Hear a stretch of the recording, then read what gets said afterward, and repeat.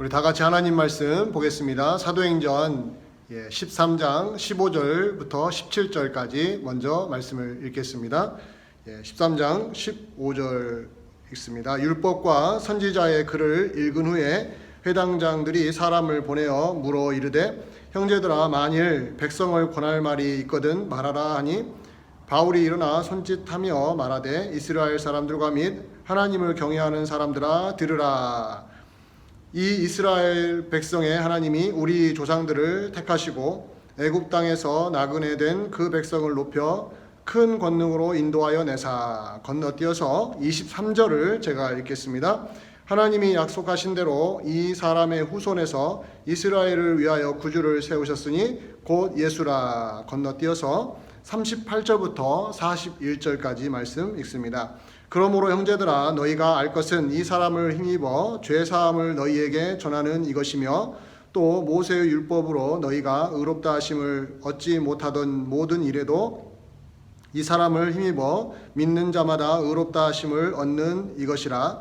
그런즉 너희는 선지자들을 통하여 말씀하신 것이 너희에게 미칠까 삼가라. 일러스되 보라 멸시하는 사람들아 너희는 놀라고 멸망하라. 내가 너희 때를 당하여 한 일을 행할 것이니 사람이 너희에게 일러줄지라도 도무지 믿지 못할 일이라 하였느니라 하니라. 아멘. 20세기 영국의 가장 유명한 탁월한 설교자로 알려져 있는 로이드 존스 목사님이 설교에 대해서 이렇게 말한 적이 있습니다. 설교란 교회와 교회 사역에 있어서 최우선적인 일입니다. 이렇게 자신의 책에 쓴 적이 있습니다. 자, 교회와 교회 사역에서 최우선적인 일이 무엇이라고요? 설교라고 말을 했습니다. 그러면서 그는 또 이렇게도 말했습니다. 교회의 최우선적인 목적은 이렇게 말했어요. 사람을 하나님과 바른 관계로 이끄는 것이며 화목해 하는 것이다. 제가 다시 말씀드리겠습니다. 교회 사역의 주된 목적이 뭐라고 말했냐면요. 사람을 하나님과 바른 관계로 이끄는 것이며 화목해 하는 것이다. 저는 이 교회의 최우선적인 목적, 그 교회를 설교라고 대체해도 됩니다. 설교의 가장 우선적인 목적이 뭐냐? 그 설교를 듣는 사람들로 하여금 하나님과 바른 관계를 갖도록 이끄는 것이며 또 하나님과 항상 화목한 관계를 유지할 수 있도록 이끄는 바로 그 목적을 설교가 갖고 있어야 한다는 이야기죠. 자, 그렇다면 교회와 교회 사역의 최우선적인 일은 설교하는 일이고 그 설교를 통해서 교회가 이루는 것이 뭐냐면 하나님과 우리 사이의 관계를 바른 관계, 화목한 관계로 이끄는 것이라고 했지 않습니까? 그렇다면 우리가 설교를 통해서 무엇을 들어야 하느냐라는 질문 앞에 어떤 답이 나오겠습니까? 충분히 답을 예상할 수 있지 않겠습니까? 설교를 통해서 우리가 무엇을 들어야 할까요? 이 말은 설교를 통해서 무엇이 전달되어야 하느냐? 자, 이 중요한 질문, 이것에 대해서 오늘 저는 본문을 통해서 답을 내리고자 합니다. 오늘 본문을 제가 세 군데를 띄엄띄엄 읽었는데 왜냐하면 13장 후반부에 있는 그 전체 내용이 매우 길기 때문에 제가 부분적으로만 읽었습니다만은 그 내용 전체가 다 무엇에 관한 이야기냐면 바울이 했던 설교 내용에 대한 이야기입니다. 바울이 설교했는데 그 설교 내용이 쭉 길게 기록이 되어 있어요. 그런데 그가 어디에서 이 설교를 했느냐? 그는 회당에서 유대인들이 예배하기 위해서 모여있는 회당에 들어가서 이렇게 설교를 했고 그 설교 내용을 오늘 본문은 특별히 길게 다루고 있습니다.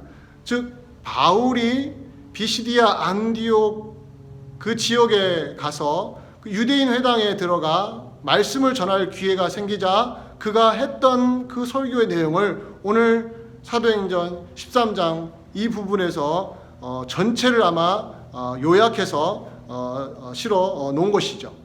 저는 이 말씀, 이 바울의 설교를 묵상하면서 제 마음속에 드는 생각이 그것이었습니다. 설교를 통해서 우리는 무엇을 기대해야 되는가? 우리가 설교를 듣는 사람으로서 무엇을 소망하면서 또 무엇을 듣고자 해야 하는가? 그 말은 설교를 통해서 우리는 무엇이 전달되어야 하는지에 대해서 분명한 성경적인 답을 갖고 있어야 한다는 것입니다. 오늘 저는 여러분들에게 그 이야기를 하려고 합니다. 자, 우리가 설교를 통해서 무엇을 들어야 하느냐? 오늘 주어진 본문을 통해서 저는 세 가지를 말씀을 드리기를 원합니다. 이 세 가지는 제가 임의적으로 한 것이 아니고 바울이 이미 1세기에 비시디아 안디옥에 있는 유대인 회당에서 했던 설교, 그것을 오늘 본문에다가 사도행전이 기록을 해놨는데 그 내용을 분석을 해보니까 세 가지로 나눌 수가 있었던 것이죠. 그 세 가지는 설교를 통해서 우리가 무엇을 들어야 하는지에 대한 기준점을 우리에게 제시해 주고 있습니다. 그 세 가지. 물론 이 세 가지를 여러분 들었을 때 모든 설교는 이 세 가지를 항상 이야기해야 된다라고 생각하시면 안 됩니다. 설교를 들을 때마다 이 이야기는 반드시 있어야 된다라고 하니까 이 이야기가 꼭 들어가야 된다고 생각하시면 좀 무리입니다. 제가 이 말씀을 드리는 이유는 오늘 제가 드리는 그 세 가지 이야기가 설교에 있어서 녹아져야 한다는 거예요. 그리고 그것이 표현될 때는 다른 방식으로, 다른 언어로, 다른 표현으로 나타나겠죠. 그러나 그 핵심은 이 세 가지가 꼭 들어가야 한다는 것입니다.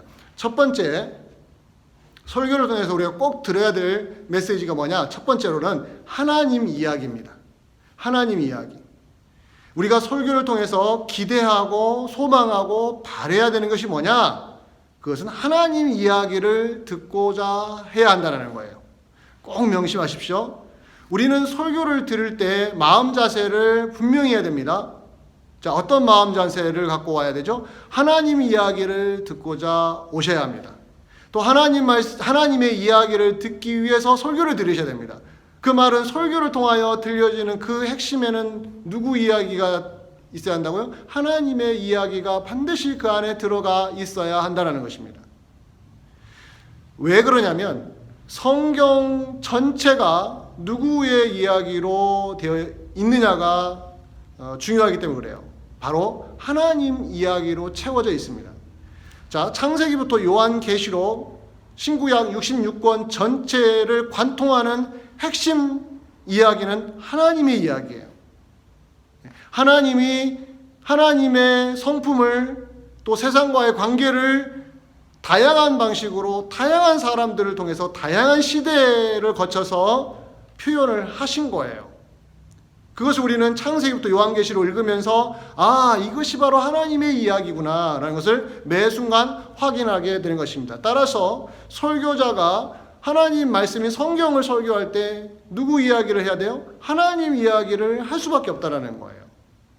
자, 그렇다면 하나님 이야기 중에 구체적으로 어떤 이야기가 성경에 기록이 되어 있을까요? 바로 하나님이 세상을 구원하시는 이야기가 핵심 내용입니다.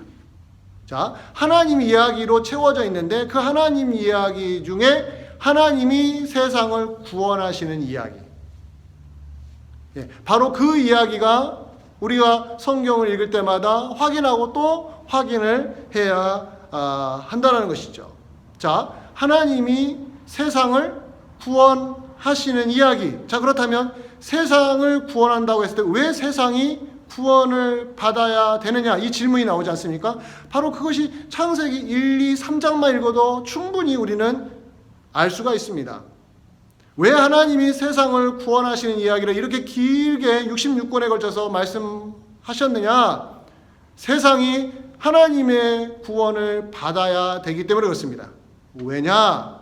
어디서부터 출발하시냐면 바로 하나님이 세상을 선하게 창조하셨다라는 데서도 출발해야 됩니다.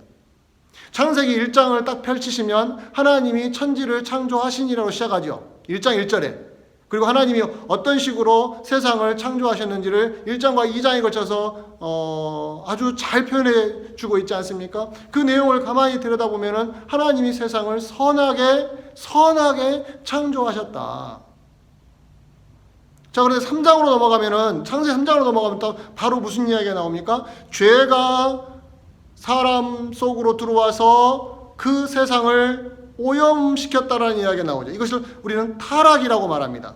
죄로 인해서 오염된 세상. 하나님은 세상을 선하게 창조하셨는데 죄가 사람을 지배하고 사람의 마음과 생각을 지배하면서 그 사람으로 하여금 하나님을 반역하게 하고 하나님과 등지게 해서 세상을 오염시켜버린 거예요. 그 이후로 창세기 4장부터 요한계시록 마지막 장까지 죄의 역사가 얼마나 자세하게 다양한 모습으로 기록되는지 우리는 알 수가 있습니다. 자, 이렇게 하나님이 만드신 세상을 죄가 더럽혔단 말이에요. 오염을 시켜버렸단 말이에요. 근데 그 하나님이 그 세상을 어떻게 하셨습니까? 버리셨나요? 폐기 처분하셨나요? 그랬다면 하나님의 구원의 이야기는 이어지지 않았을 것입니다. 근데 하나님은 어떻게 작정하셨냐면 이 죄로 오염된 세상을 구원하시겠다고 계획을 선포하셨고 실제적으로 그것을 실천에 옮기셨습니다. 그 과정이 창세기부터 요한계시록까지 쭉 이어지고 있다는 이야기예요. 그렇기 때문에 그 하나님의 구원 이야기를 우리가 정확하게 알고 있어야 됩니다. 왜 제가 이렇게 말씀을 드리냐면 오늘 본문에서 바울이 바로 그 작업을 했었던 거예요.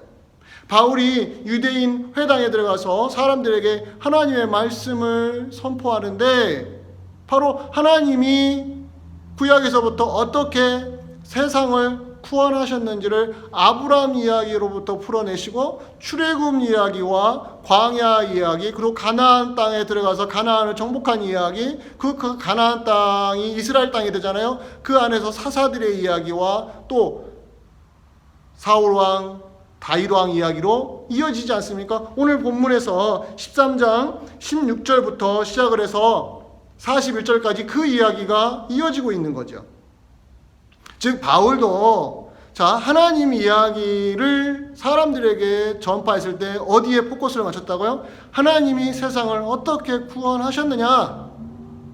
거기에 동원된 인물들이 구약의 인물들이 여럿 나오잖아요. 아브라함, 이삭, 야곱부터 시작해서요. 예, 그리고 이스라엘 백성을 하나님이 구원하시지 않습니까? 어디서 구원하셨나요? 예, 애굽의 치하에서 그 애굽에서 노예 생활하고 있던 이스라엘을 구원하시잖아요. 그래서 오늘 구체적으로 말씀을 제가 인용하겠습니다. 자, 13장 17절 사도행전 13장 17절에 이런 말씀이 있어요. 이 이스라엘 백성의 하나님이 우리 조상들을 택하시고 애굽 땅에서 나그네 된 그 백성을 높여 큰 권능으로 인도하여 내사. 애굽에서 구원하신 하나님의 이야기, 이게 바로 하나님의 구원이에요. 하나님의 구원을 우리가 머릿속에 그릴 때 가장 확실하고 분명한 그림은 어디서 옵니까? 애굽에서 이스라엘이 탈출하는 그 장면을 보면 하나님의 구원의 위대하심을 알 수 있다는 거지요. 그리고 광야 생활을 보십시오. 오늘 본문 13장 18절 광야에서 약 40년간 그들의 소행을 참으셨다라고 나오죠. 하나님이 이스라엘을 광야로 인도하셨는데 광야의 그 삭막한 생활을 40년 하면서 이스라엘이 무슨 소행을 저질렀습니까? 입에서 항상 불평과 원망이 쏟아졌죠. 그 틈만 나면 우상을 섬겼습니다. 바로 그 악행에 대해서 그 죄악에 대해서 하나님이 40년을 참으셨다고 말합니다. 이 참으셨다는 이야기가 뭐겠습니까? 하나님이 구원하셨다라는 거에 또 다른 모습이라는 거예요. 하나님의 구원에는 하나님의 이 오래 참으심이 함께 간다라는 겁니다. 하나님이 죄인을 오래 참으신 결과로 그 죄인에게 무엇이 주어졌다고요? 구원이 주어진 거예요. 우리가 이것을 봐야 되는 것이죠. 그리고 그 뒤에 가나안 땅을 정복하고 사사들이 출현하지 않습니까? 그리고 이스라엘의 왕이 세워져서 왕정 시대가 시작되죠. 사울왕부터 시작해서 다윗왕, 솔로몬왕 그리고 남북으로 나눠져서 그 왕들의 역사가 쭉 기록되지 않습니까? 그 내용을 통해서 우리가 무엇을 확인합니까? 하나님이 사사들을 구원자로 세우셨거든요. 그리고 이스라엘의 왕을 세워서 구원자로서 역할을 하라 했거든요. 근데 그들 자체가 흠이 많은 죄인들이라 철저하게 실패를 하지 않았습니까? 여러분 사사기를 읽어보세요. 사사들이 얼마나 실패를 했는가. 그리고 최고의 왕이라고 하는 다윗도 밧세바와의 간음 사건으로 한순간에 무너지지 않았습니까? 솔로몬 얼마나 많은 축복을 받았습니까? 그러나 말년에 얼마나 많은 우상들을 끌어들여서 우상숭배했는데 우리는 너무 잘 알고 있습니다. 바로 그런 이야기를 통해서 하나님이 하라고 하는 일들을 이렇게 사사들도 또 왕들도 철저하게 실패했구나. 그때마다 하나님이 무엇을 약속하셨어요? 다윗의 후손으로 새로운 왕이 메시아가 올 것이다라고 예고하지 않았습니까? 그 이야기를 오늘 바울이 23절에서 이렇게 풀어냅니다. 사도행전 13장 23절에 하나님이 약속하신 대로, 이 약속이 언제 때고요? 구약성경에서 약속이 계속 주어졌어요. 특별히 다윗 왕에게 이 약속을 주셨습니다. 약속하신 대로 이 사람의 후손, 이 사람이라면 다윗이에요. 이 사람의 후손으로 이스라엘을 위하여 구주를 세우셨으니 곧 예수라. 하나님의 오래된 약속이 예수 그리스도가 이 땅에 인간의 몸으로 오심으로 성취가 되었다라는 이야기죠. 자, 그렇다면 하나님이 망가진 세상, 죄로 물든 세상을 구원하시는 그 모든 계획과 그 선포와 그리고 그것을 실천하시는 과정에서 최종적으로 누가 오셨어요? 예수 그리스도가 인간의 몸으로 오셔서 그 구원을, 하나님의 그 모든 구원을 완성하셨다라는 이야기, 이걸 우리는 들어야 됩니다. 이것이 바로 구약과 신약을 관통하는 핵심 주제이기 때문에 하나님 이야기를 우리가 경청해야 되는데요. 그 하나님 이야기 중에 하나님이 세상을 버리지 아니하시고 폐기 처분하지 아니하시고 구원하시는 하나님의 그 은혜로우신 손길, 그 구원을 위해서 하나님이 얼마나 죄인을 오래 참으셨는지를 우리가 기억하고 또 기억해야 됩니다. 그 완성이 누구에게서 이루어졌다고요? 예수 그리스도에게서 완성이 된 겁니다. 그럼 어떤 식으로 완성이 되었을까요? 그렇기 때문에 두 번째, 우리가 설교를 통해서 꼭 들어야 될 메시지 두 번째가 뭐냐면 예수님의 이야기인 거예요. 예수님의 이야기. 앞에서 방금 전에 제가 뭐라고 말씀드렸어요? 하나님의 구원의 계획을 완성하신 분이 누구라고요? 예수 그리스도라고요. 그러니 우리가 누구 이야기를 들어야 됩니까? 예수님의 이야기를 귀담아 들어야 됩니다. 듣고 또 들어야 됩니다. 그래서 오늘 본문에서도 바울이 하나님의 구원의 이야기를 쭉 펼쳐나가면서 구약 이야기에서 이어지면서 예수님의 이야기로 오늘 23절에서 이야기하잖아요. 그리고 그 뒤에 그 예수님의 이야기 중에 두 가지 주제로 모아집니다. 바로 예수님이 죽으신 이야기와 또 예수님이 죽은 자 가운데서 살아나신 이야기. 이게 바로 십자가와 부활이죠. 이 두 개의 핵심 주제로 지금 바울이 끌고 가고 있다는 거예요. 즉 예수님의 이야기를 우리가 들을 때 왜 들어야 되느냐? 왜 예수님의 이야기를 들어야 되냐? 예수님이 누구의 구원이요? 하나님의 구원을 완성하러 오신 분이라고요. 근데 어떻게 그걸 완성하셨을까요? 죽으시고 부활하심으로 하나님의 구원을 최종적으로 완성하셨어요.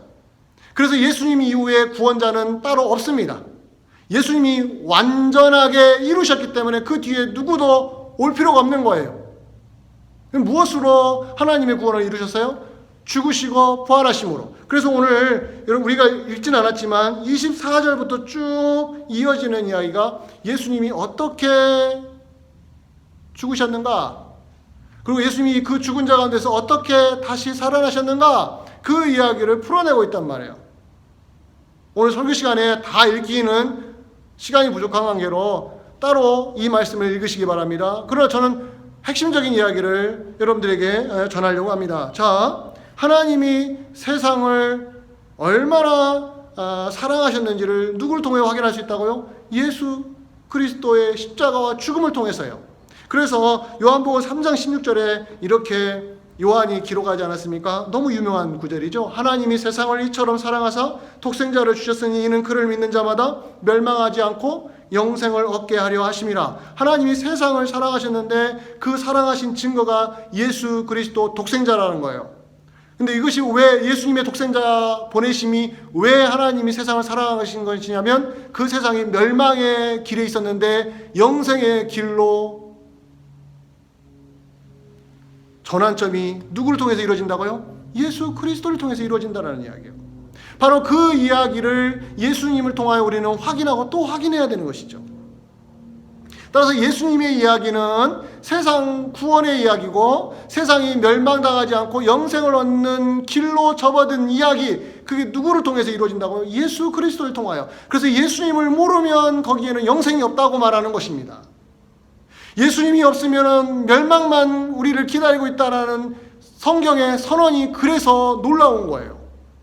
따라서 여러분과 제가 설교를 드릴 때마다 꼭 확인하고 또 확인해야 되는 것은 우리가 무슨 메시지를 성경을 통하여 들어야 되느냐면 그 예수님의 죽으심과 부활에 담긴 그 구원의 깊은 의미, 이것을 확인하고 또 확인하면서 우리의 영혼에 가득 채워야 됩니다.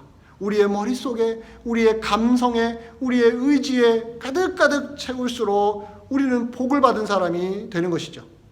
자, 다시 한번 맥슈하죠. 자, 예수님이 이 땅에 오셔서 십자가와 부활을 통하여 하나님의 구원을 완성하셨다고요. 자, 그런데 우리가 좀 더 깊이 들어가 보죠. 자, 예수님이 죽으신 것이 하나님의 구원을 이룬다는 거예요. 자, 우리는 보통 이런 말 하지 않습니까? 죽은 자는 말이 없다고요. 죽은 자는 말이 없다. 무슨 뜻이겠습니까? 죽은 자는 말이 없다고요. 죽은 자는 아무 영향을 미치지 못한다는 이야기 아니겠습니까? 그 말에 기초한다면 사람이 죽으면 그걸로 끝이지 않습니까? 무슨 영향력을 행사할 수 있겠습니까? 살아있을 때야 뭔가 개혁을 하기도 하고 뭔가 변화를 주도하기도 하고 어떤 일을 성취하지 않습니까? 죽으면요. 죽음 앞에서 우리는요 아무것도 할 수 없지 않습니까? 그게 바로 죽은 자는 말이 없다는 거에 함축되어 있는 거죠. 자, 그런데 예수님의 죽음만은 예외예요. 다른 모든 인간, 모든 사람은 죽으면 말이 없습니다. 그것으로 이 세상과의 관계는 끊어지는 거예요. 어떤 영향력도 없습니다. 그런데 예수님의 죽음만은 달라요. 예수님의 죽음은 이 세상에 구원의 길을 열어놓는 위대한 사건입니다. 즉 예수님이 죽으심으로 말미암아 이 세상에 어떤 길이 열렸다고요? 구원을 얻는 길이 열렸다고요. 이게 어떻게 가능합니까? 바로 죽음 뒤에 부활이 있었기 때문에 그런 거예요. 그래서 예수님이 십자가에 죽으시고 3일 만에 부활하신 겁니다. 그래서 부활 이야기가 오늘 바울의 설교에서 매우 강조되고 있습니다. 여러 구절에서 압축적으로 소개가 되고 있는데 제가 소개해 드릴게요. 바울이 자신의 설교에서 부활 이야기를 얼마나 강력하게 외쳤는지. 자, 13장 30절. 하나님이 죽은 자 가운데서 그를 살리신지라. 그리고 33절. 하나님이 예수를 일으키시사. 그리고 34절. 하나님께서 죽은 자 가운데서 그를 일으키사 다시 썩음을 당하지 않게 하셨다. 그리고 37절. 하나님께서 살리신 이는 썩음을 당하지 아니하였나니. 다 무슨 이야기입니까? 하나님이 예수님을 죽은 자 가운데서 살리셨다는 거예요. 살리셨는데 다시 죽었다는 겁니까? 아니에요. 다시 썩지 않았다는 거 뭡니까? 죽음이 다시는 없었다는 이야기죠. 부활하신 이후에 영원히 사는 존재가 되신 분이 우리 주 예수 그리스도십니다. 근데 그분이 죽었다가 살아나셨기 때문에 무엇이 주어졌다고요? 이 세상에 영생의 길이 주어졌다고요. 구원의 길이 주어졌다고요. 어떻게 가능해요? 예수님이 직접 죽으시고 완전하게 죽으시고 3일 만에 부활하셔서 다시는 썩음이 없었다는 거예요. 다시는 죽지 않으셨다는 거예요. 그러니 영원히 사신 그 예수 그리스도께서 지금 2000년이 지는 지금도 하나님 보좌 우편에서 우리를 위하여 중보 기도하신다고 로마서에 기록되지 않습니까? 이게 어떻게 가능합니까? 예수님이 죽은 자 가운데서 부활하셨으니까요. 그 부활하신 예수님이 우리에게 구원의 길을 주셨으니 우리가 예수 그리스도를 믿는 자로서 그 안에 들어가면 우리는 예수 그리스도 안에서 영원한 생명을 누리는 자로 이 땅을 살다가 생명이 다하면 육신은 끝나지 않겠습니까? 그러나 예수 그리스도 안에서 우리는 영원히 사는 존재로 부활을 기다리지 않겠습니까? 우리에게 부활이 주어질 것입니다. 왜? 확실하죠. 예수님이 죽은 자 가운데 부활하셨으니까 우리에게도 부활이 분명히 옵니다. 이 소망을 우리는 예수님의 이야기를 통해서 듣고 또 들어야 됩니다. 그랬을 때 죽음으로 우리를 위협하고 죄로 위협하고 사망의 권세가 우리를 휘어잡아도 당당하게 예수 그리스도 이름으로 무찌르고 승리할 수가 있는 것이죠. 이렇듯이 우리가 성경을 통하여 또 설교를 통하여 무엇을 드려야 되느냐? 하나님의 이야기와 예수님의 이야기를 제가 바울의 이야기를 통하여 간략하게 설명을 드리는 거예요. 자, 마지막 하나 더 있습니다. 이렇게 하나님 이야기와 예수님 이야기를 들은 것은 우리들 이야기를 듣기 위한 것입니다. 자, 무슨 말씀인지 설명을 해드리겠습니다. 우리들 이야기를 우리가 들어야 되는데, 우리들 이야기라는 건 뭐냐면 성령께서 그리스도 예수 안에서 우리에게 어떻게 역사하시는지를 들어야 한다는 이야기예요. 바로 성령의 이야기가 우리들의 이야기가 된다는 것이죠. 성령이 실제적으로 하나님의 영이신 거룩한 영인 성령이 하나님의 구원과 예수 그리스도의 그 십자가 부활을 우리에게 적용시키신다는 거예요. 그래서 우리들의 이야기가 된다는 것입니다. 바로 이 부분에서 바울은 길게 설교를 하고 나서 38절에 와서 이렇게 우리들 이야기를 풀어내고 있어요. 자, 38절에 보면 그러므로 형제들아 너희가 알 것은 이 사람을 힘입어 죄사함을 너희에게 전하는 이것이라. 여기서 너희란 뭡니까? 구약시대 인물들도 아니고요. 예수님이 십자가에 죽으시고 부활할 때 그때 사람도 아니고요. 지금 여기 있는 사람 말하는 거예요. 지금 이 바울의 설교를 듣고 있는 바로 당사자들, 여러분들의 이야기입니다. 바로 하나님의 구원의 이야기와 예수님의 십자가에 죽으시고 부활하신 이야기가 바로 여러분들을 위한 이야기입니다. 왜요? 바로 이 사람을 힘입어, 이 예수님을 힘입어서 이 예수님 덕택으로 우리가 죄사함을 얻게 되기 때문에 우리들이 그 혜택을 입는다라는 이야기예요. 그리고 39절 또 모세의 율법으로 너희가 의롭다 하심을 얻지 못하던 모든 일에도 이 사람을 힘입어 믿는 자마다 의롭다 하심을 얻는 이것이라. 의롭다 하심을 얻는다는 건 뭐죠? 하나님과 올바른 관계에 형성된다는 거예요. 자, 죄사함도 하나님 앞에서 용서받는 거고요. 의롭다는 것도 하나님 관계가 회복된다는 거 아니겠어요? 자, 이것이 누구를 위한 거예요? 우리들을 위한 거예요. 그러니까 우리들의 이야기가 맞습니다. 우리들의 이야기. 죄사함과 칭의는 하나님과 우리 사이에 막힌 담이 허물어진 것이고 하나님과 우리가 원수관계가 아니라 이제는 화목한 관계가 되었음을 보여주는 중심 두 개의 용어가 그래요. 죄사함과 의롭다 하심을 받았다. 의롭다 하심을 받았다. 하나님과 올바른 관계가 형성되었다. 이 죄사함과 의롭다 하심을 받은 이 놀라운 일이 누구의 이야기라고요? 우리들의 이야기라고요. 근데 어디서부터 온 이야기예요? 하나님의 구원과 예수님의 죽으심과 부활에서 흘러나온 생명수라는 거예요. 생명수. 그 생명의 물을 우리가 꿀꺽 하고 성령의 능력으로 마셨을 때 우리 안에서 무슨 일이 벌어져요? 이제는 하나님과의 어그러지고 삐뚤어진 관계가 올바로 형성되고 등졌던 원수 관계가 회복이 되며 화목한 관계가 되는 것이라고요. 바로 그 이야기가 우리들의 이야기인 거예요. 따라서 여러분과 제가 성경을 통해서 하나님 말씀을 들을 때, 설교를 통하여 하나님 말씀을 들을 때 무엇을 들어야 되느냐? 바로 하나님과 예수 그리스도의 이야기를 통해서 우리들의 이야기가 그 안에 있다라는 이야기예요. 아, 내가 왜 그 이야기를 들어야 되냐? 내 이야기가 그 안에 들어있는 거예요. 하나님이 예수 그리스도 안에서 이 세상을 구원하시는데 그 안에 누가 들어있다고요? 여러분과 제가 들어가 있다고요. 우리들의 이야기라고요. 남의 이야기도 있죠. 그러나 우리들의 이야기예요. 같은 교회 공동체 이야기가 다 맞습니다. 여러분이 거기에 빠지면은 우리의 불행이죠.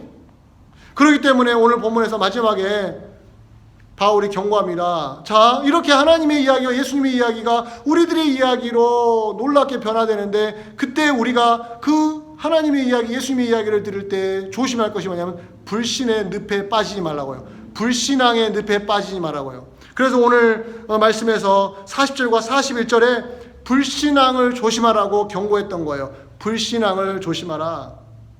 마지막에 어디로 결론 난다고요? 불신앙을 조심하라고요.